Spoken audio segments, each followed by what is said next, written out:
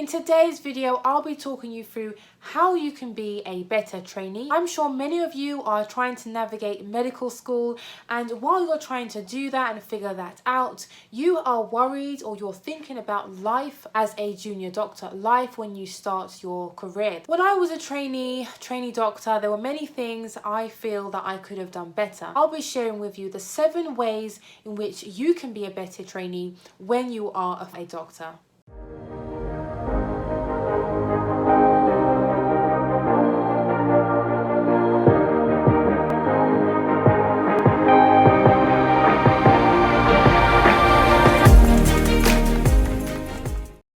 Hi everyone, and welcome back to my channel. If you're new, then a massive welcome to you.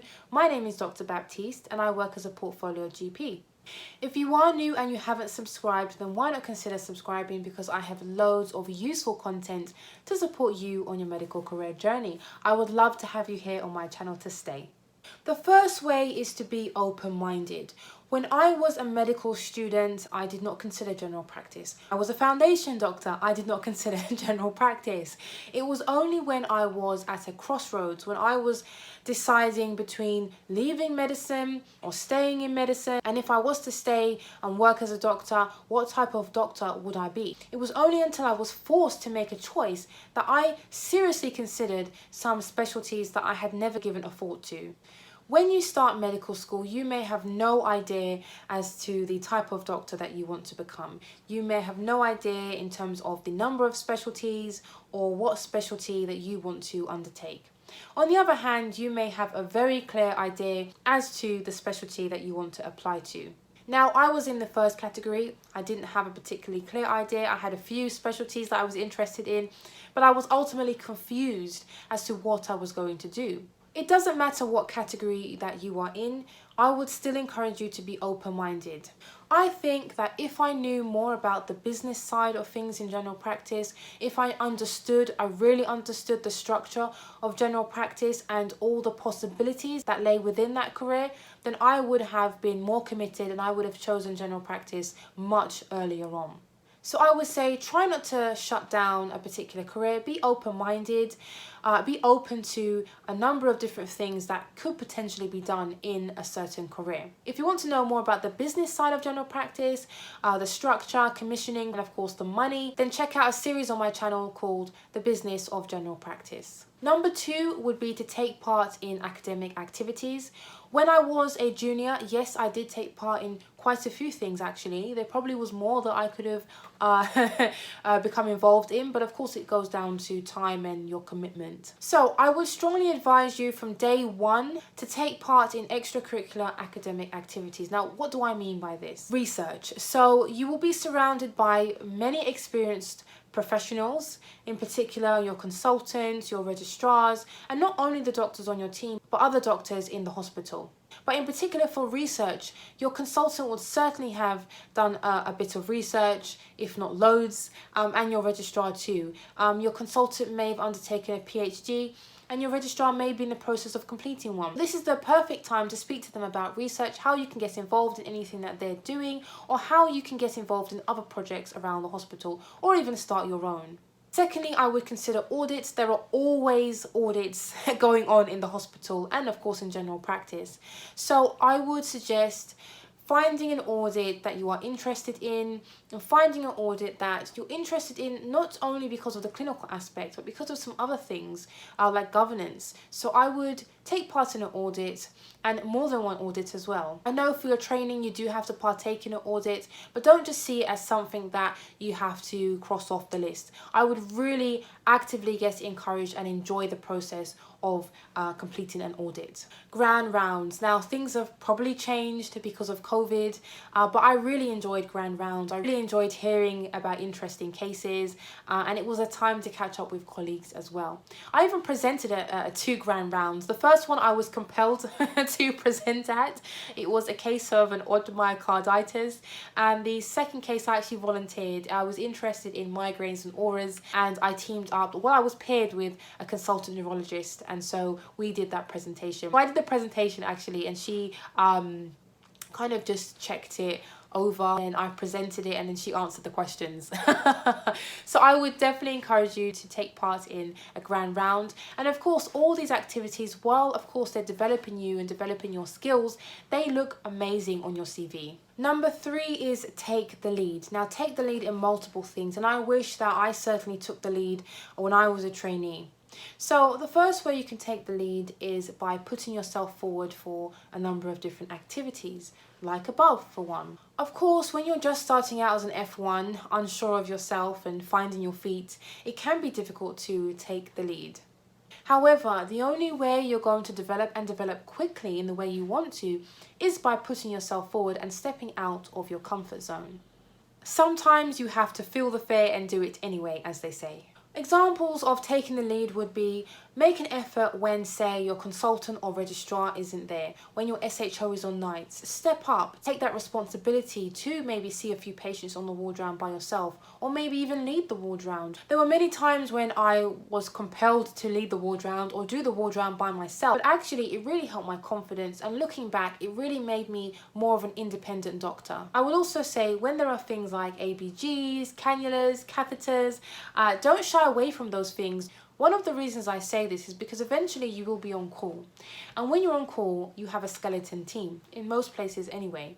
So if you are one of the few doctors working the weekend, looking after multiple wards and several hundred patients, then you are the only one that is really going to be contacted. And so if you can't do that ABG or you can't do that cannula, who is going to do it? So when you're surrounded by more of a team during the weekdays, I would take the opportunity to throw yourself in, do as many cannulas and ABGs and catheters that you can.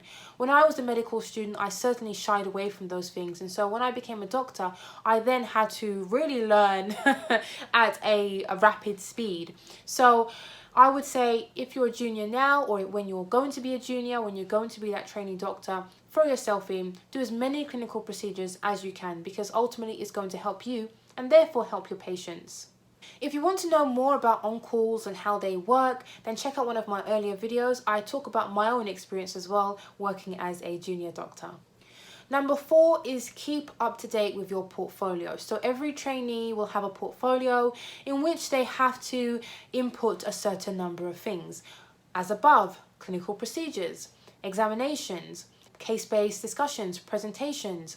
So make sure that you keep up to date, you start early. Try not to leave it to the end of your placement. Like you guys probably know, I've spoken about it several times. I do like to plan and prepare early. However, this wasn't always the case. Sometimes because I was shy or I was lacking in confidence, I didn't put myself forward for certain things where I should have, and then I would have been able to put that on my portfolio. So sometimes I did have to kind of rush towards the end to get some procedures or get some things signed off. So if you can try and stay on top of it throughout the placement, then towards the end of the placement, you should start to be winding down and getting ready for the next one. Number 5 is to make sure you rest more. I really can't emphasize this enough. There were many times during my training where I was burnt out. And even as a GP, I've been burnt out as well. I think as doctors, as medics, we just don't rest enough. We always feel we have to be productive. We always feel that we've got so much to do that we can't take a moment to stop. And it's not just medics, of course. But I think as medics, we definitely have those traits of just not wanting to rest or feeling like we can't rest. However, I would urge you to rest when you are working, so negotiate with your team. If you guys can take a break together, then great. If you can't because things are busy and it's just not practical or safe, then maybe 1 or 2 of you can go and get something to eat. Whatever your shift is, if it's an on-call shift, if it's a normal working day, if it's a 12-hour shift or an 8-hour shift, you should still be able to take your 30 or 60-minute break. Now, of course, there are going to be exceptions. You're not always going to be able to do this. But I would urge you, for the majority of your time as a trainee, please try and get some rest where you can. I have a video talking about work-life balance where I talk about the importance of rest and looking after ourselves and having or maintaining a work-life balance. So make sure you check that video out. Number 6, network. I've spoken about networking in previous videos. There is one particular video which I will link to in a card above for you to watch. That video is very useful if you don't know much about networking. But what I would say really briefly here is that networking is really about connecting with people, making connections. And so you can do that wherever really. I remember when I was a GP trainee, we had a presentation from a doctor, and he was an entrepreneur and he had started this business. And I went and I spoke to him, and I spoke to him about what I was doing and how what he was doing was so interesting. It's all about trying to make connections. I would say network with the doctors on your ward, hear their personal journeys, not just about medicine. Talk to them about their personal circumstances if they are willing and they want to share that with you. And likewise, if you feel comfortable doing that, then share a bit about yourself. I would also say network not only with doctors, but with other healthcare professionals, physiotherapists, OTs, social workers. Get to know a bit more about their roles as well. That will definitely help you in terms of your own medical career. Now, of course, you may know what I'm going to say next, but that is, it is very important to network with medics. However, I would argue that it is equally or probably even more important to network with those outside of your own profession. Connect with people in those professions or those areas so that you can learn as well. And you might then be able to exchange knowledge. So I would always advise networking. Number 7 is understand your finances. I remember when I was starting out as a junior doctor, I don't think I really looked at my payslip or paid much attention to it when I did look at it. My payslip was sent to a certain department, and it changed when I moved hospitals and departments, so I never really knew exactly where my payslip was going to go. I think at one point it was sent to my home address, but then that was changed. So number one, I couldn't even locate my payslip half the time, and then when I did locate it, I didn't really know what all those numbers meant. I didn't know if I was paying the appropriate tax. I had no idea. I'm sorry, it is very, very important. You need to understand your finances. You need to be able to know how it's going to impact you in your career. How is it going to impact you in the future? So always get your payslip. But importantly, just understand about money and how it works.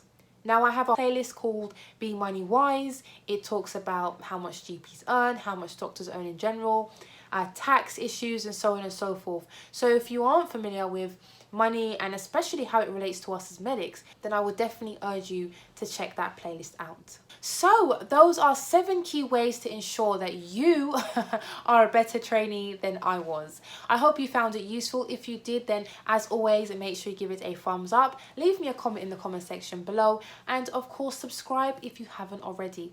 I will see you in my next video.